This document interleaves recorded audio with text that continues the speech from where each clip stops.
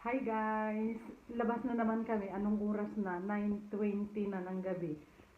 Kasi tumawag yung pinag-orderan ko ng kambing. Kaya labas kami papunta doon sa may sa Tetuan. Ang magkagandahan lang guys, mula dito hanggang doon sa nila. Malapit doon, mga sa Cuatro Caminos. Diretso.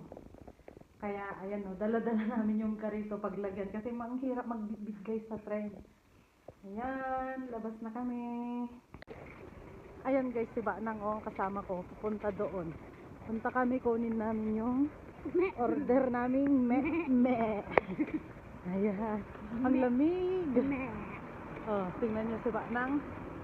Sexy. Ayan si Banang guys, tingnan nyo naman. Banang na maarte na pala utot. Ang baho ng utot. Madre mia. Antayin daw nila kami hanggang alas 11. Kaya ayan. Kaliba nang kita nyo mo. Kamak matataling ikabay na. Na kami dito. Ano pa niya yung tayo tapos yan? Ayan guys, nakuha na namin yung yung order naming kambing. Anong oras na? Past 11 na, pauwi pa lang kami. Bueno, dito pa lang kami sa metro. Ayan. Uwi na kami. Hello guys, kadarating lang namin. Eksaktong 11:20 na ng gabi. Kasi malayo nga yung pinanggalingan namin, yung pinuntahan namin, di ba? Ito na yung mga order naming kambing. Ayan, kumuha pala ako ng sili guys, pang singkot sariyan sa kambing, pang papaitan. Tapos, yung dahon ng ampalaya, dalawa. Kumuha kami, dalawa.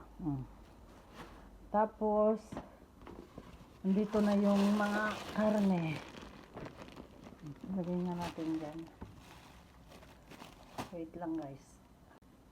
Ito na guys, yung pang kilawin. Oo, pang kilawin ito. Tig 1 kilo. Bali 2 kilo yan. Bagong katay, kaya tingnan nyo, fresh na fresh guys. Tapos, ito naman yung sa ribs, pang kaldereta. Ayan. Ginawa pa lang 3 bulsa. 3 kilo to guys. Ayan ang ganda. Kasi bagong katay talaga.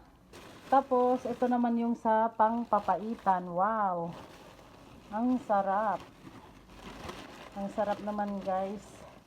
Tingnan nyo, bagong katay. Ayan na lahat, yung in-order naming kambing. Ayan. Ito yung sa sa ribs niya. Ang sarap. Bagong katay na kambing. Ayan yung pinuntahan namin, guys. Kinuha namin yung order. Tingnan nyo.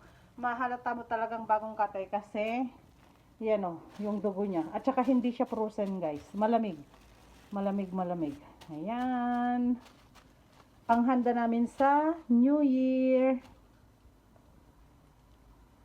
Ayan na guys, yung ito yung ribs. Tapos ito naman yung sa pangkilawin.